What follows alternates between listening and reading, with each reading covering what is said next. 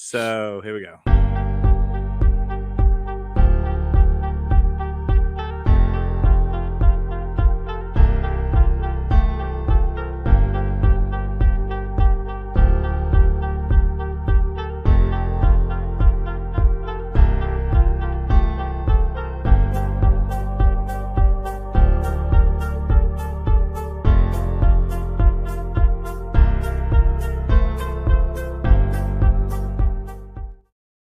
Hey now, Rick Shew, friends from work, was the Acolyte. Was it canceled or just not renewed? We've got Pete from around the galaxy. Stay tuned. Let's chat.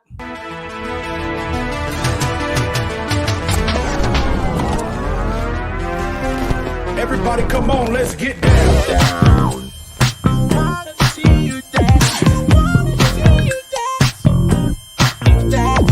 Get down. Down. Freak Bass, thank you for the music. Mwah. Our friend Freak Bass.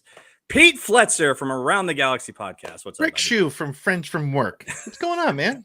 What's up, dude? Thanks for doing this today. I had Aaron Viola from Fanboy Garage podcast, our good friend of the show. Right. And kind of flaked on us last minute. He's a flake. It's all right. Flakes are fun. It's these New Yorkers, dude. These guys. He's from New York. See? Oh yeah, man. That's what it is. F in New York, guys. Whatever. Aaron, we love you, miss you, buddy. Okay, Pete.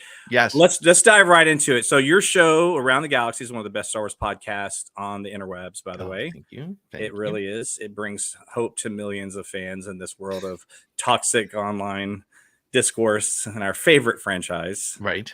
Batman. Thank you. So Batman's my favorite character. I've said this a million times. Star Wars is my favorite franchise, and it remains so. Oh, that's cool.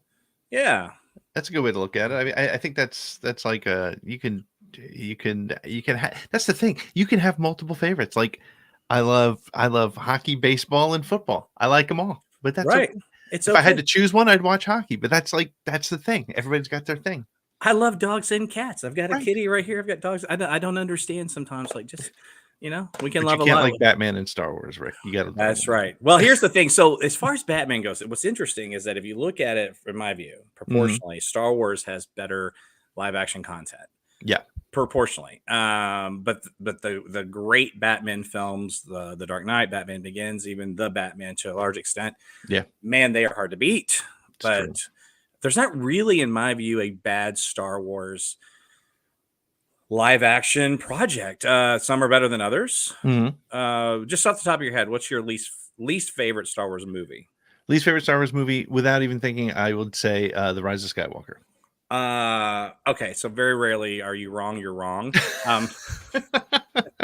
You're wrong. Okay. My 1994 headphones keep falling off. I really need to get. What's your least favorite? Honestly, I don't know. Probably Solo. Okay. That's fair. It's not that I dislike it. It just, you asked me what I remember from that movie, and I've seen it like 10 times. I remember them taking a shower, which is funny, by the way. It's a great scene. And I remember, obviously Darth Maul. Right. And of course, it has Woody from Cheers. Right. Well, the Darth Maul thing is like Plagueis in the Acolyte, right? We get it, and we want more, and it's not going to happen, at least in that way, right? So the Acolyte. I never am going to say it right. The Acolyte. This is where the Texan comes out of me. Acolyte, and it's a word. It's a word. It's a real word. Yeah. It's a real word. It's not a Star Wars word. It's a real word. So what the hell happened with the show, Pete? I haven't got a chance to see. I just saw you posted a YouTube video. Yeah, and the basis of your video is that, hey guys, this wasn't a result of online toxic fandom. In this case, this was just shitty downloads and no one cared. Yeah. And I think that was, so the challenge is, and I think we talked about it last time I was on the show with you, and let me just say thank you again for having me on. I love talking to you, love chatting with you. You and I chat occasionally, more than occasionally, on text, and sometimes randomly call each other. So to be able to do it in front of other people is dangerous and fun all at the same time. There you go. Yeah. So we've talked in the past about how, the toxic fans are making money by disliking Star Wars, and it's an easy money grab, and it's it's wild to me how quickly those channels grow. But the Acolyte not being renewed is not a direct result of that. They're going to take a victory lap. They're going to believe that it was their input and they finally listened to the fans. No, for some reason, this particular story didn't resonate with the common fans, right? And I say that in air quotes. The thing to remember, and I just reposted somebody's tweet, and I know I'm going to get beat up about it because they said we're owed an explanation and blah blah blah. And we're not. This was a business decision, and what I say in my little 4-minute video is that this was purely a business decision. Disney's entertainment section drives a lot of revenue. Like I think it's something like 45% of their revenue, but the margins on entertainment, like Disney Plus, like the movies, are so small because their real job is to create merchandising and licensing and get people into the parks. And I don't know anybody who is going to go to Galaxy's Edge with a chance to see Chimere or Osha or Soul. So, and I say that in the nicest possible way because I like the show a lot. You and I went back and forth a couple nights after after some different episodes. I loved what the show was trying to do. I loved the lore that it built on. I loved where it was going. But the common fan, I always lean on like my dad and friends of mine who I grew up with who were Star Wars fans who are like, you have a Star Wars podcast? That's so weird. They didn't get into this show. So from a pure business perspective, it didn't make sense. The numbers also didn't reflect it. It was the lowest watched season finale of any of the Star Wars shows. It had one of the lowest opening weeks of any of the Star Wars shows. And that's a problem for them. And it also was the most expensive show and or cost more from a total budget, but per episode, it was the most costly show. So if you're making that kind of investment and you're not able to drive licensing from it, and I hate to be ugly about it, but that's truly what it is. If you can't drive licensing from it, it's not gonna get renewed. It's not gonna. That's right, because I just actually watched a interview with Matt Damon, and I'll be honest with you, I don't know when it was because I kind of jumped in the middle of it, and so I missed the context. But I mean, just looking at him, it looked current, and but he was talking about film revenue and how it works. And one of the things he discussed, and I know this is streaming, but it's still live action Star Wars, and a lot of this stuff is applicable, is that back in the day, if a movie didn't do so well, it still had another shot because the DVD release, for instance, was like almost a second release of the movie. Yeah. There's marketing built around it. There's a different almost target audience for it. And there's another stream of revenue. And as you and I know, growing up, films like Office Space, for instance, that did nothing, or Dazed and Confused that did nothing at the box office, like nothing, became these cult classics and had this afterlife in physical media. Yeah.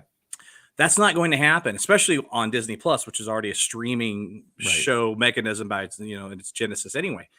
So it's all in, right? It either has a lot of streams that result in, like you said, licensing merchandise, or there's no return on this investment. There's no ROI on it. And I would say as a fan, as far as the quality of the show, there were some episodes that were really good. The last one was great. Episode 5 was really great, 4 or 5. But see, this to me is also a problem that I have to tap into that and say, this episode was good. And it's okay. It's okay to be like Breaking Bad going, yeah, the one where they chase the fly around for an hour, kind of a weird episode, but man, what a fabulous, show. Yep. It's not just anecdotal. It's far too many episodes I think were flat. And I think that it just didn't resonate with audiences. But I don't like that the toxic fandom is taking a victory lap on it. It really just gets on my nerves because it validates them in a way they shouldn't be validated. That's the world we live in, unfortunately. So yeah, no, it's true. And I think as it relates to the toxic fandom, this is the problem. And it's people, the problem with making the argument that I made, right? That the show didn't perform. People are going to want to say, well, it's because I don't know if you want to say names or names, but not, but like Star Wars Theory, 3 million followers. man, he beat that show up. He helped lead the charge indirectly on the Rotten Tomatoes thing. But here's the thing, and I say this in my video, it's rare. I actually went in with facts and data. There's 154 million Disney Plus subscribers. Even if all 3 million of the Disney Plus subscribers that also subscribe to Star Wars Theory didn't watch it, the show still vastly underperformed. So I don't think it had an influence on the show to bring it down. I think it if it was on the cusp of being great, it probably had a hand in it. But you also look at something like the reason The Mandalorian has 3 seasons and a film coming is, well, there's 2 reasons, and both are worth talking about. The first reason is Baby Yoda. Grogu is a money printing machine. He still is after 5 years. I'm not sure. Yeah, right. He's right there. I have mine over there. He's still a money printing machine, and the audiences will tune into him. And if you announce a new Mandalorian project on Disney Plus, if you don't have Disney Plus, your kid wants it, you're going to get it, right? Mm-hmm. But the other piece to it is the where was I going with this? Had to do with Mandalorian, I think. Oh yeah, and if it's a story that's not set in a time that people care about, they're not going to dig in either. And I think that was the risk on this, was the time frame. I think so too. I think that, like, can Star Wars, live action Star Wars, ever really escape the Skywalker timeline? And even in this, the cliffhanger obviously had Yoda, right? Like the actual Yoda, which I guess we'll never see him in that context, but we'll see him again. Frank Oz is alive and well. And I also think that we'll probably see maybe some of these characters pop up in another project, in a sense too. Maybe, there's enough there to work with. I think there's enough there for a second season. I think they could improve on what they did. Sure. I agree with you overall. I love the theme. I love the story, and I hate to use the word theory in this, and as we're talking about Star Wars here, but I love. I'll choose a different word. I love the ideas behind this and the execution. To me, it's almost like the first 2 prequels, like so great, grandiose ideas, execution, questionable.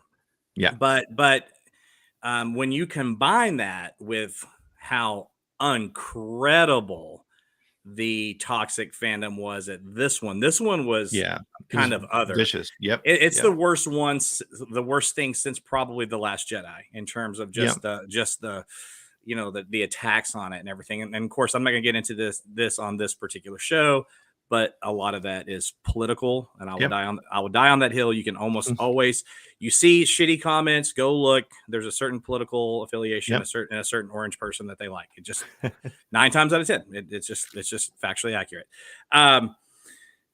But anyway, but this idea that Star Wars is somehow in trouble or whatever, it's such bullshit. Like, it's just, it's a miss. It's a miss. And there's a gentleman here, and I'm going to actually call his name out, because I don't know him. I know he's been on your show, and I like this guy. I do. He's smart. Stephen Kent. So Stephen, if you're listening, I'm not bashing you, and I'd love to have you on the show sometime to talk. But we were having a little friendly banter online about, he's saying that the last 4 live action projects of Star Wars were deemed unsuccessful. I don't see the data in that. I'm not basing this off of Rotten Tomato audience reviews. If we're going to do that, we have to go all the way back to 2016, and everything's a failure outside of maybe Andor. Right. But we can't have a clunker like this again. Right. Because this is a lot of money. Yeah. A lot of money. But let's think about what the last 4 were, and failure, I would say, from a financial and rating and Rotten Tomatoes thing. And where I want to go with this is, because I am going to forget, because it's the afternoon and it's not evening, so I'm not awake yet. But it has to do, I think, with the audience the circles that we run in, right? So the last 4 shows you had Ahsoka, you had of course Acolyte, you had Kenobi, and you had, I think Andor was in there, but let's put Book of Boba Fett in there as well. Andor is a really unique creature because people both loved it and hated it for valid reasons, right? It was not because of cast. It was not because it looked bad. It was, they just either it just moved enough for them or it didn't. So right, it didn't feel like Star Wars to them. Correct. And that's a legitimate critique. We could have that conversation all day. That's great. But the response from the fans online for those last 4 shows has been not successful. Let's put it that way. And when you say fans online, are you talking about what? You talking about Rotten Tomato? No, I'm talking about sort of the social media space. Okay. So in the social media space, there was more discourse on those than ever before. But again, the point that is really that's becoming clearer and clearer to me is that we think our voice matters online, and it doesn't. It really doesn't. If that was the case, Lucasfilm would have hired Star Wars Theory to take his Vader films and create them as Star Wars films, right? God forbid. But they would have that could have happened. But what the audience online wants is almost it's like the icing on the cake, I think. And the reality is, and I've said this in a couple videos on my channel, what Disney really cares about are the Walmart shopping, park attending Disney Plus subscribers. They care about I always talk about, and this is one of my favorite comments ever, was right after Mandalorian came out was when Rise of Skywalker came out shortly thereafter. And I remember walking out of the theater with my sister-in-law, who knows about as much about Star Wars as my cat.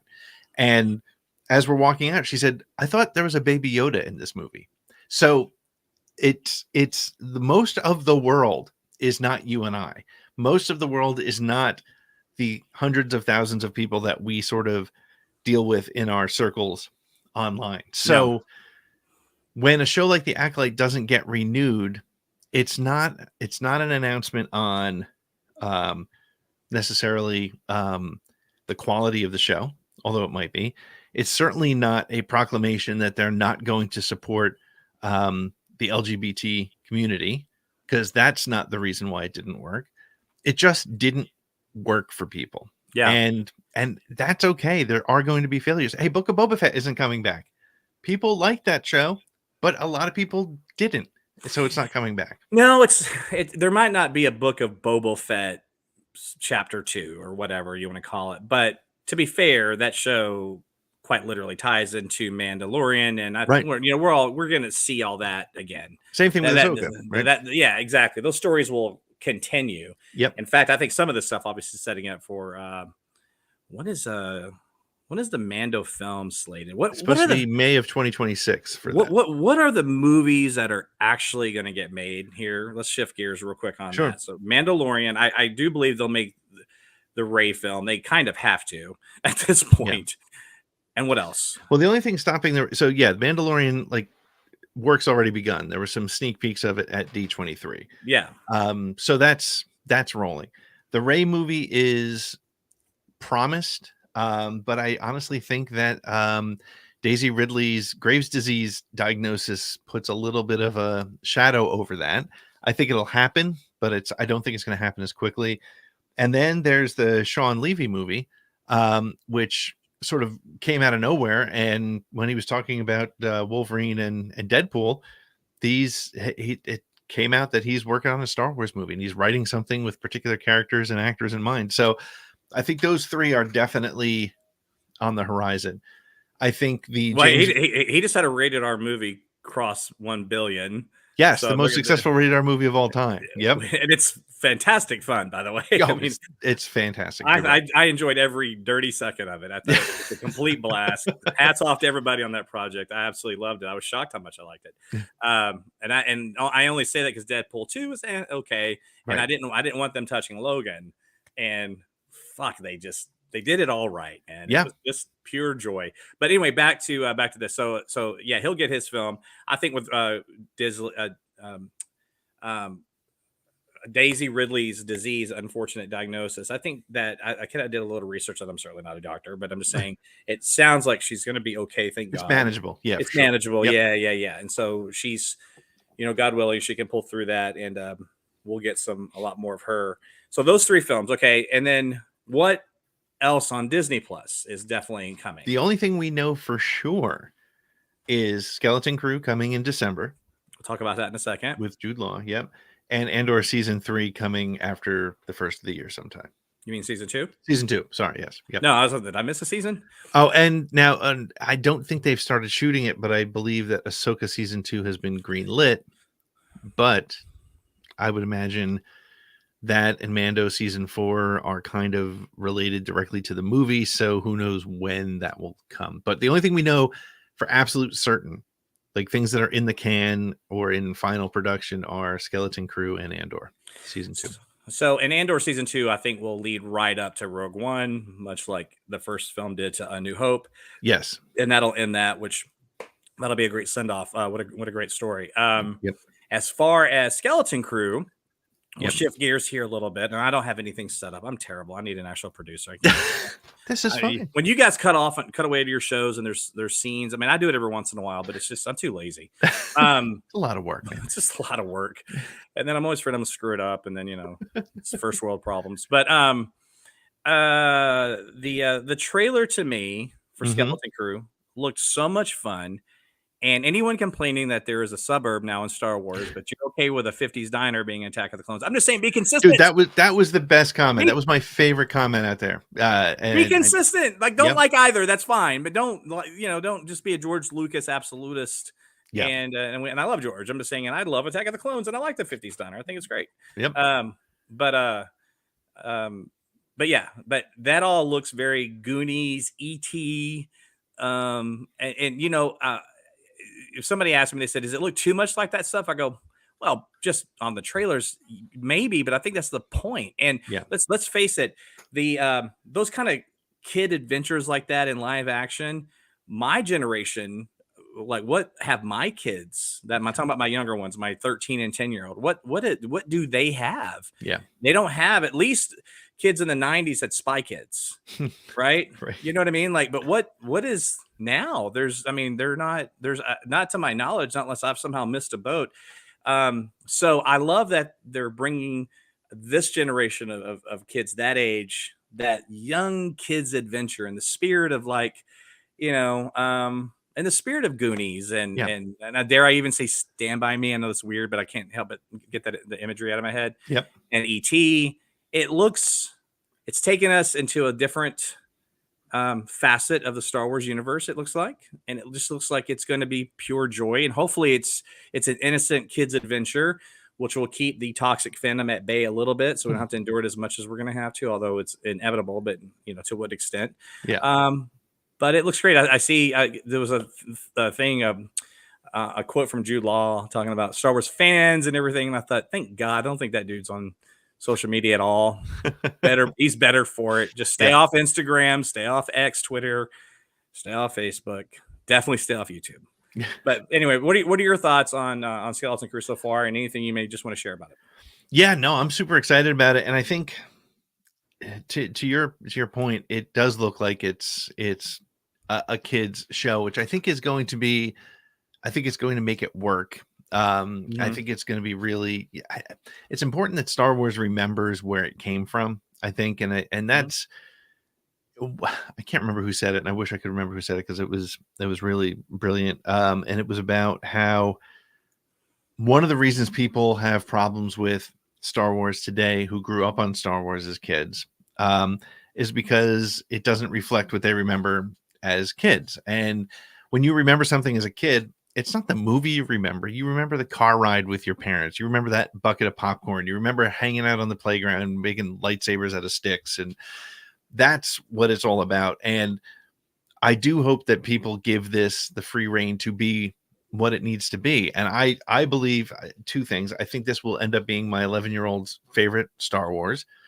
because it's going to be just that pure fun and excitement.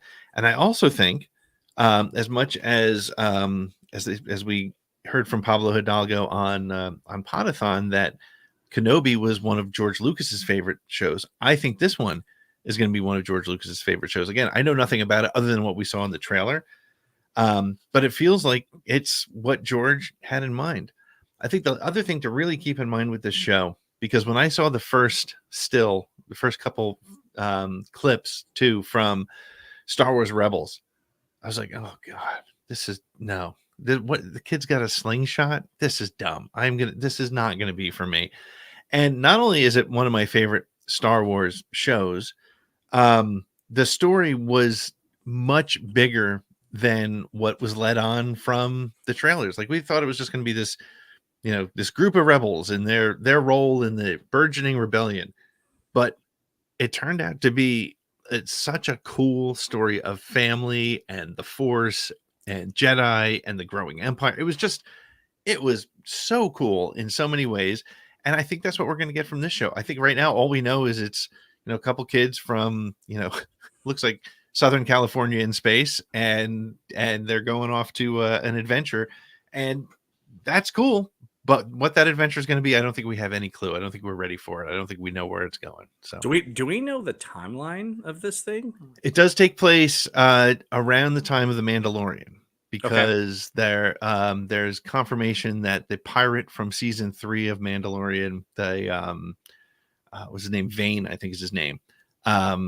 He worked for Pizza the Hut and or Veggie the Hut, and but he got away. And I think at D23 it was confirmed that he's in the show. So it's during that time frame. So that's great. Tie it into those things. Get us a couple of connections. But that's the other thing, is I don't want it to be all Easter eggy. Correct. Yeah. Put them in there for those of us who notice, but don't overdo it.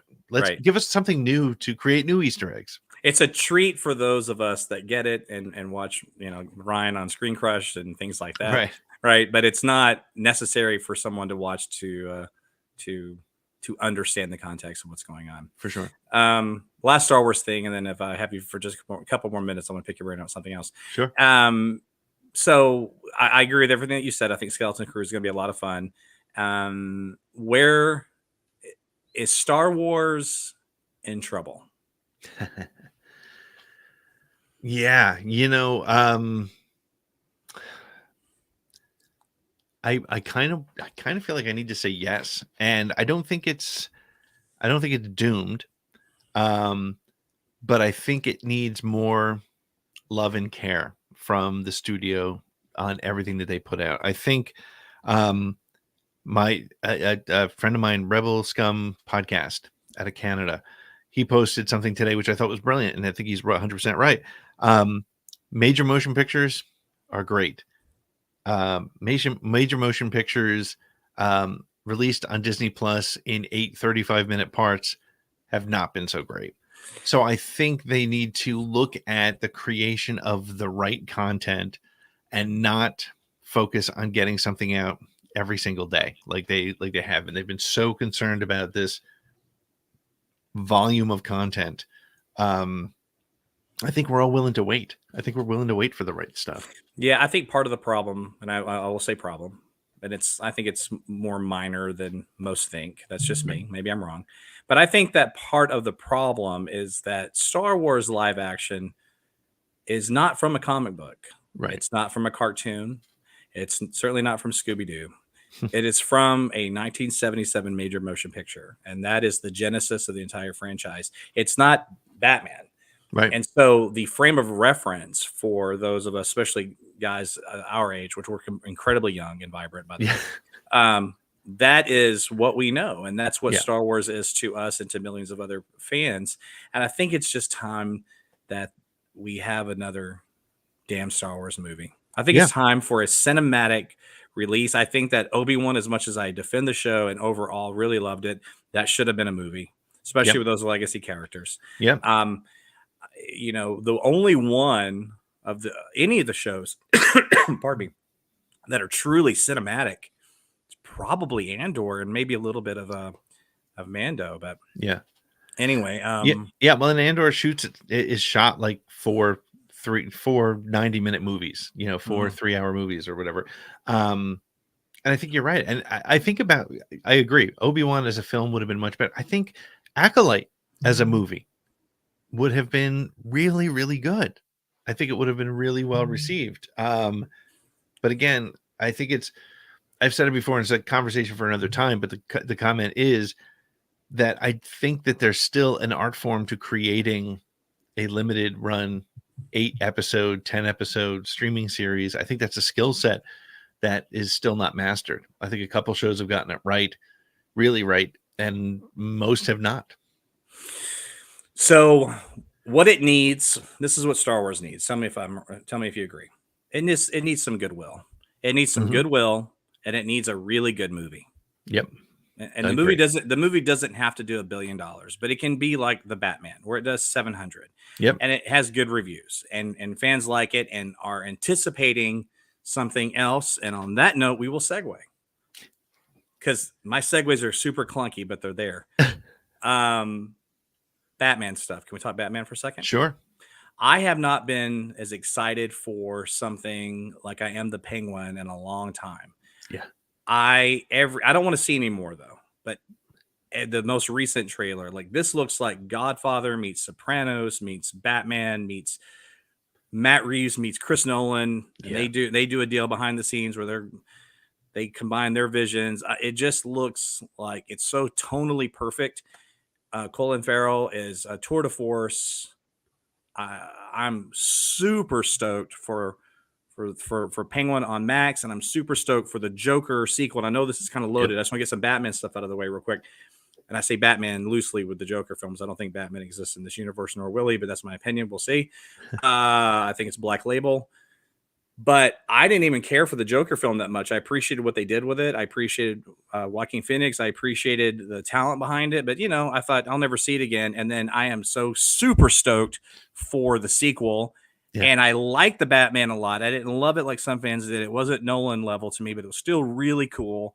But I'm super stoked for Penguin. What does that say about the franchise that we're getting, for me, 2 major projects that come from something that weren't underwhelming, but didn't just rock my socks off?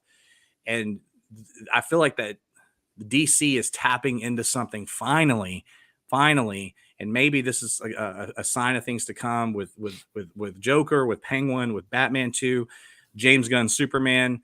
So I guess I'm throwing a lot at you, so forgive me. So dissect this however you want to, or have a general comment. Just what are your thoughts on everything that's kind of happening in the DC world right now in film? So I think you probably inadvertently referenced something earlier when you were talking about Star Wars that's directly relevant here. And that is, Star Wars doesn't come from comics. Star Wars comes from one vector point, right? And everything comes out of that. Correct. DC and Marvel have literally 100 years of comic books to pull from. And on top of that, there's multiple ways to handle it. So Marvel has been very stuck on, and I think it was its problem for a while there when it hit that lull, because there's no denying that, what was it, Phase 4 was a bit of a miss in many cases. Which is a great line in Deadpool. Wolverine. Yes. It's like you're kind of coming in at a low point. Anyway, go ahead. Exactly. But it's but they have kind of gotten themselves stuck in anything that is live action Marvel has to be, there's rules that they have to follow. What I love about DC, and I don't know if I've said this to you before, but what I love about DC is that it feels like they are totally fine with the fact that their universe is mythology and not canon. Meaning you can have, I mean, how many different Jokers have we had? And they've each been, they haven't tried to be each other. They've been in this universe. We know enough about the character to be like, oh, it's the Joker. I get it. That's cool. Oh, it's a Batman. That's cool. I get it. Oh, it's a, whoever. And I think that that's what's working for them right now, because if something misses, that's totally fine. Like, one of my favorite DC shows is the Harley Quinn show, the animated show on HBO Max. I love that show. It's dumb. It doesn't line up with a lot of the things that I know for the characters. Actually, it doesn't line up with a lot of it, but if it doesn't line up with, Batman Begins, I don't care. It's not supposed to. Right. But it's like, remember this character? Here's a telling of that character. And I mean, with the number of Batmans, there have been Batmans. There have been, they really could have fallen into a trap of, wait a minute, that's not my Batman. Nobody ever says that's not my Batman. They just don't like the movie. Right. Correct. They're fine with it. So I think DC has done a great job And I hope James Gunn doesn't get pulled into the Marvel trap. And it doesn't appear that he is. I think he's making some connected movies. But Joaquin Phoenix doesn't need to fit into his Superman universe. No, and if he stays the course, it's going to be smart. Yeah. So far it is. In other words, leave Matt Reeves alone. Let him do his Batman universe, which he clearly is. Joker, Todd Phillips, all that is its own thing, and that's in a bubble within a bubble within a bubble. And then as far as his own continuity goes, well, he's even keeping some elements from quote the Snyderverse, some characters, some actors, but Superman will be Superman Legacy. Is it even called Superman Legacy anymore? I think he changed the title. I think Legacy's gone, right? I think so. I'm not 100%. Is it gone? I'm getting mixed up because I think that's right. Anyway, his Superman film, that's the first film where he's truly launching his DC continuity, and so there's a lot riding on it. But if it doesn't work, right, to your point, there's a lot of different ways he can just kind of go, or the studio can go and just stay the course and let really good filmmakers have their vision and express that vision and so future looks bright. I mean, and you're the Batman guy as far as I'm concerned. You know that's your world, but so you have never. I mean, have you ever felt like Batman has missed the boat so much, or have you been able to just be like, oh, okay, this version of Batman it was just a version of Batman. It doesn't work for me. Yeah, so. To that, but maybe not in real time. So in 1997, when Batman and Robin came out, I was like, oh my God, this thing is dead. And really, honestly, I felt that way when Batman Returns came out in 92. I didn't like it. I loved and love the first film. I still don't like anything that they did with Danny DeVito's Penguin. And I love Danny DeVito. I love Tim Burton. I love Batman. That just didn't work for me. Right. But the reaction that Batman Returns got, and it was negative in a lot of ways. McDonald's couldn't sell Happy Meals, and so Warner Brothers said nope. And then they did Batman Forever with Val Kilmer, and Joel Schumacher was directing, and Tommy Lee Jones, and of course Jim Carrey was riding high from Ace Ventura, so he's the Riddler, etc. That worked for its time, for its purpose. But even when I watched that, I was like, oh man, this is too much going back to it feels like it's trying to be so antithetical to Batman Returns that it's contrived. Now they're even making jokes about the TV show, like Holy Rusty Metal Batman, just whatever. But when Batman Returns, or Batman and Robin came out, it was rock bottom. But out of that, we get Batman Begins, and we get Chris Nolan. And so, and there's a great track record, and I'm going to get shit for this, but out of the Affleck Snyder divisiveness, because we also end up getting Matt Reeves Batman as well. And so Batman's complicated because every shitty movie or subpar film leads to something great. And so I can't be mad about it, right? Yeah. So it's different, but we'll see.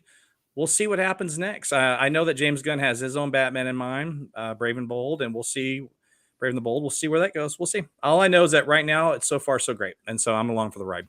Yeah, and I think what they've done is, whereas with Star Wars and Marvel, like for example, now with Star Wars, we're kind of stuck because Baylan Skoll's actor passed away. So what are they going to do? And can they put somebody in where we've become so connected to Luke Skywalker that we have to use this CGI, digital cloning technology? Why not have another actor in Luke Skywalker? I think that might work. But again, that universe comes from that one starting point, and so it's very difficult for people to get comfortable with. I know and I think that's why Solo didn't work for so many people, because Alden Ehrenreich did not try to do a Harrison Ford impression. He did his take on Solo, which was great, but it wasn't Han Solo. It was a cool smuggler, but it was never Han Solo. I liked the movie, but he was never Han Solo. Like I never saw him growing into Harrison Ford. Here's my issue with that. We'll end it here. Okay. Is that if you take the prequels and you take Ewan McGregor and you take Alec Guinness, I believe that was a young Obi-Wan, because it's so many years, although we could dice it up, at the timeline might be from Revenge of the Sith to A New Hope. He aged pretty rapidly, but setting that aside. Twin sons, Tatooine. That's what I said. That's right. Takes a toll on you. Right. And of course, now we know he had another little adventure, and that took another toll on him. But I think that we accepted that reality because of the gap and timeline. The problem I had with Solo is that it was too close. Yeah. Too close. And so because it was so close, let's call it what, 5 years? Yeah. That's probably about right? Right.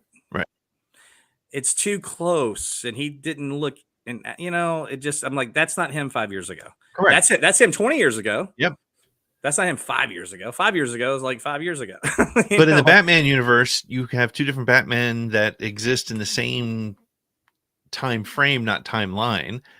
And you're cool with it because they've done enough of sort of making it, again, mythologizing it versus canonizing it, which is two different things. And that's also, kind of where some of the complaints about the Acolyte were, because people were so tied to, Wikipedia said he's this old, or this is the way things happened.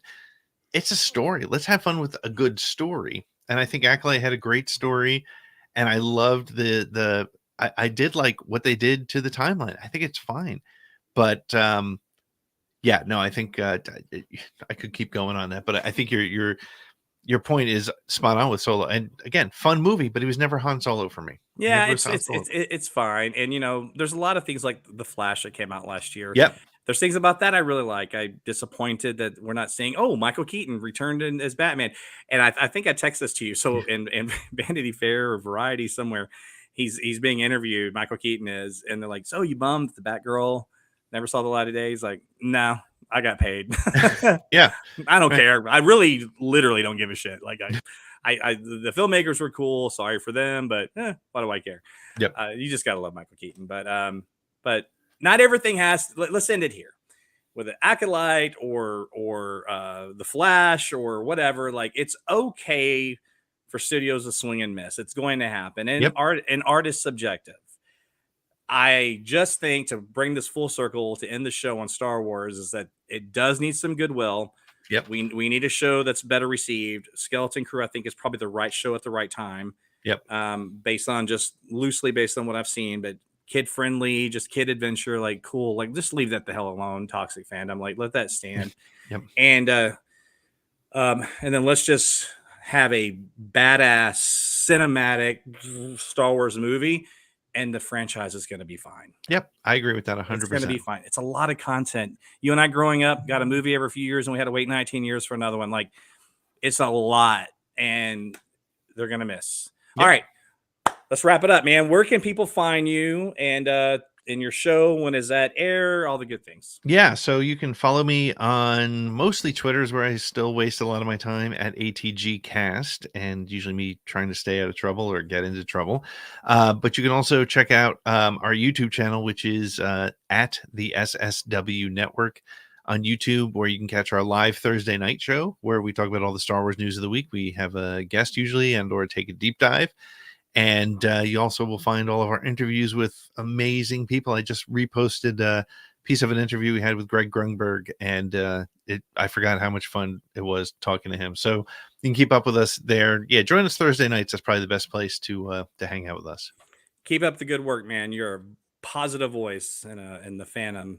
We need it. Don't go anywhere. All right, Rick Shew, Friends from Work. Follow Friends from Work Pod, and you know where to find me. We're going to start trying to drop a show every week. We appreciate you tuning in. Until next time, see ya.